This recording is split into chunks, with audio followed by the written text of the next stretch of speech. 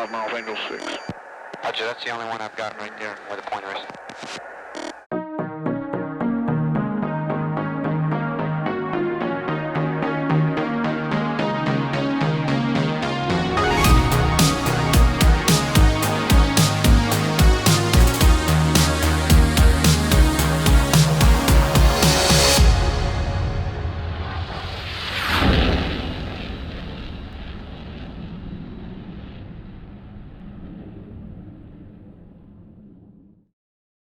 Welcome back to the DCS SITREP, where we discuss news and information about DCS World.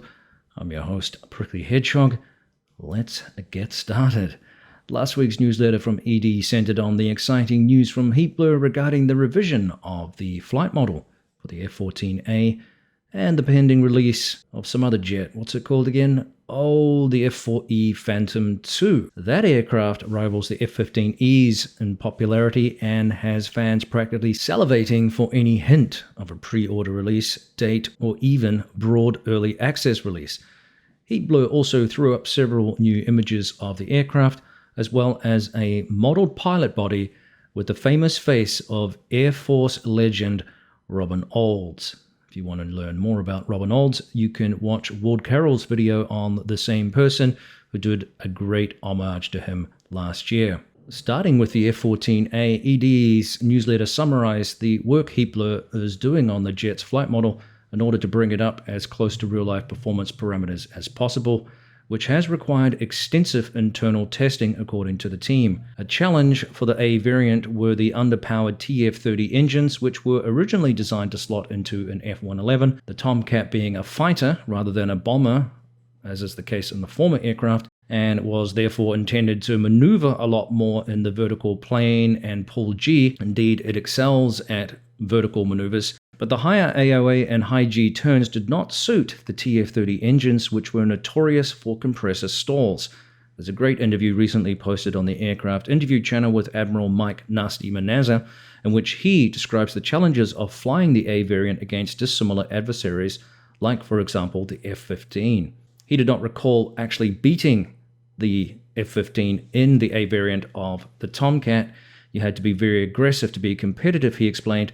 So it's going to be very interesting to see how Heatblur has tuned the jet in order to represent these parameters more efficiently and more realistically with the help of an SME as well.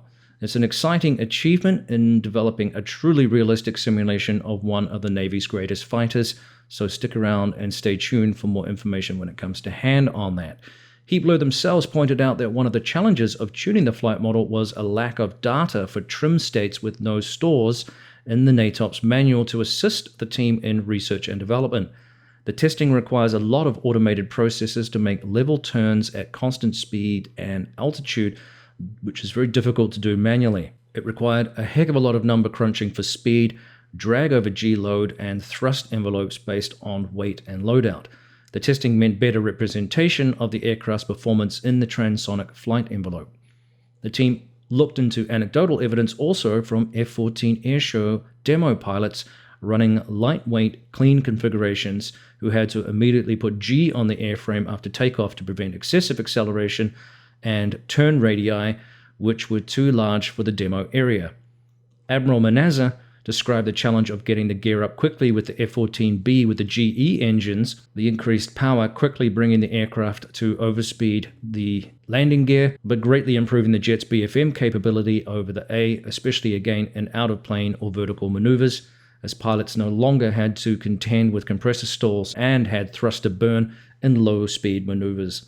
Heatblur pointed out that one of the challenges in gathering all of this data and tweaking the flight model is the variation in data because of the swing wing of the aircraft, which adds variables in performance modeling. The dynamic wing becomes much more difficult to tune accurately over a fixed wing envelope. The team advised that they are now very close to completing the A's flight model, and a lot of work is going on to tune the aircraft's accurate performance around the boat for improved trapping experiences as well. The future focus is on AOA buffet to be more realistic, finishing tuning improvements to the F-14B's flight model, as well as ground handling and minor miscellaneous handling qualities that they didn't explain. They did explain the biggest item to complete is the flight model pass on the F-14B, which, as you can imagine, changes radically thanks to the increased thrust from those big GE engines, as we mentioned before. Part of these miscellaneous updates included a version of Forge, which will provide a more dynamic cockpit experience for the Tomcat and the Viggen, including equipment variations in the cockpit, which will be customizable in the future. Movable mirrors have been added and new static aircraft details, such as the boarding ladders. But enough of the Tomcat, I hear you say. Give me the Phantom 2 or give me death. What's going on with that? Well, per the Tomcat, Heatblur planned to bring us the most realistic recreation of the Gen 3 aircraft as possible. Leaning on a decade of development experience, including all the dual seat work on the Tomcat, the team will be delivering us a powerful next-gen simulation framework which has been created for all future Heatblur simulation products, including the Phantom 2. According to the blurb, the aircraft is approaching completion and unveiling in prep for early access release. Full completion of the following systems has already occurred or is imminent. Professional Flight Modeling, or PFM, the APQ-120 radar and associated systems based on a next-generation physically based radar model. Weapons systems, flight control trim field and autopilot systems accurately simulating pilot strength, stick field dynamics, APR-46 RHAW radar warning receiver, a physically based analog receiver with analog sound synthesis, and this one really interests me, a mass dynamic system providing far more accurate and realistic simulation of all movable and physical components of an aircraft. I'm very fascinated to see what they are going to do with that and how that is implemented in the game, because that is a really interesting thing. It's very, very hard to create the mass physics of aircraft, and remember, you're getting things like the engines spooling up and down. That also creates a certain amount of inertia, centrifugal forces, and again, all of this has to be recreated either with sound and movement of the eye fooling your brain and you're thinking there's mass in the aircraft where it doesn't actually exist. So this is going to be an interesting thing. I'm very curious to how they're going to implement that. I have seen real pilots talk about just how much more feel they have with that inertia feeling as they come in behind the boat, for example. I think that has come up as a topic previously. So if they're able to implement something like this that accurately helps us get the feel of mass in the aircraft, that could be a first for DCS. I'm very curious to see what they do. The other one that fascinates me here is the persistence and wear systems that they have mentioned previously. And this is basically a way of showing that the aircraft will gain wear and tear, if you like, and that can obviously affect maintenance and reliability, so on and so forth. Very curious to see what that looks like in the game as well. Another potential first for DCS in terms of the jet aircraft and how those systems and how those aircraft function over a period of time.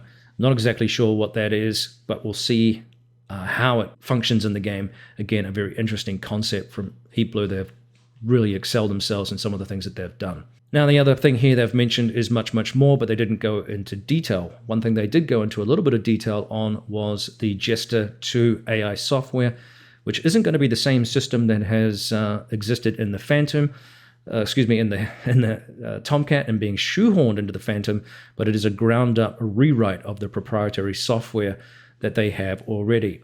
Now, the intent is a more immersive experience with improvements over the original. Jester 2 will serve as a foundation for future aircraft such as the A-6E, which has a Bombardier Navigator and is another eagerly awaited community fan favorite.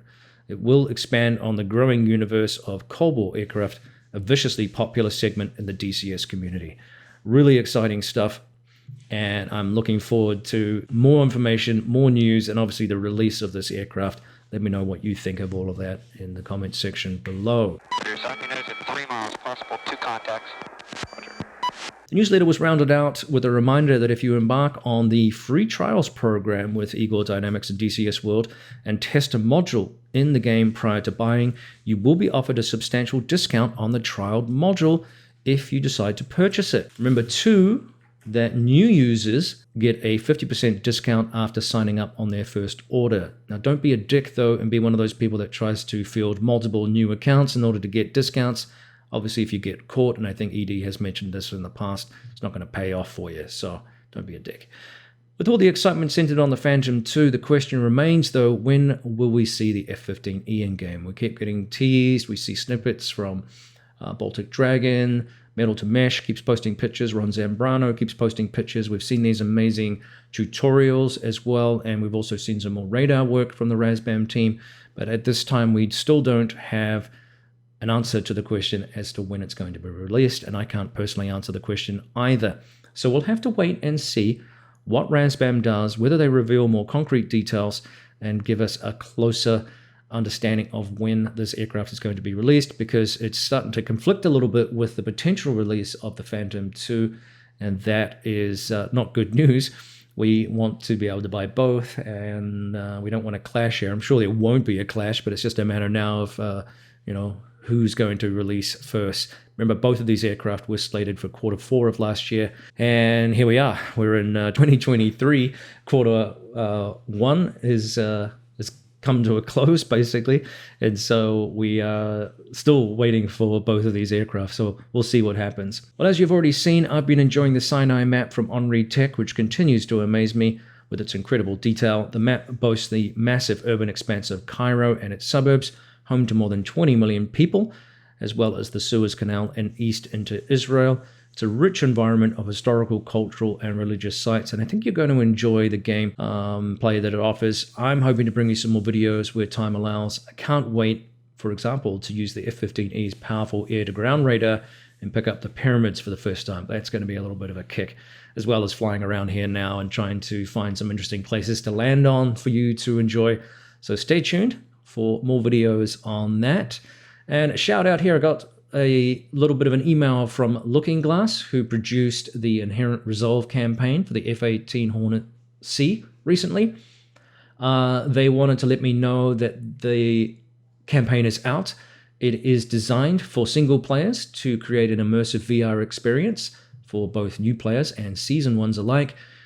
Based on the Syria map, you fight in the coalition against ISIS, and you can fly a range of unique and varying mission sets. If you love full fidelity, study level, and procedural level campaigns such as Raven 1's, well, this campaign may not be for you, but they have aimed to make the missions newbie friendly and easy to get into without massive user input. So it's ideal for those of you who are single players wanting to get some great time flying in the Hornet and having some fun. They require little or no preparation, and you'll be in the air flying quickly. They also advise that they've had some feedback from the community, and after that feedback, they've made some changes to the campaign, including improved kneeboards and mission details. They've fixed bugs and missions as logged in the ED user forums, and numerous other player enhancements as well. They will continue to upgrade the campaign as per further user feedback. So thanks for the email there from Stevie from Looking Glass, and thanks to the community for providing that feedback. We have a lot of great campaign designers, and I know of at least one who's working on a new map right now and a new campaign for that. So stay tuned for more information as it comes to hand. This is the end of the SITREP, sadly. Let me know what you think of the Phantom 2, that is, as I keep getting reminded that it's not the Phantom 1, and that wonderful Robin Olds AI pilot. Nice one, Heatblur. That was pretty cool to do. Don't forget to like, subscribe, and if you want to support the channel a little more, you can consider the super thanks button below, the heart icon. We'll see you next time on the DCS SITREP.